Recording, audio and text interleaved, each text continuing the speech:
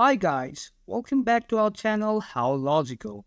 In today's video, I'm going to show you how to log into your Ohio Health employee account.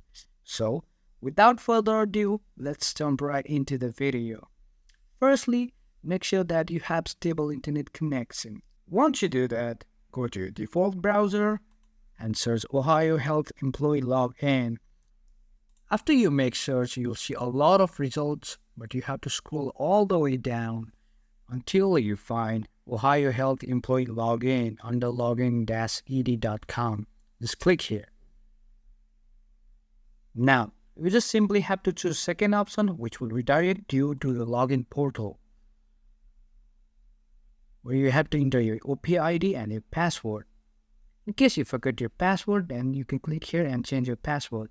If not, then just simply sign in and enjoy using Ohio Health Employee account.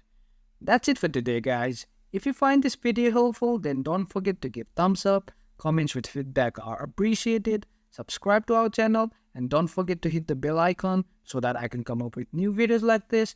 Until then, have a good time.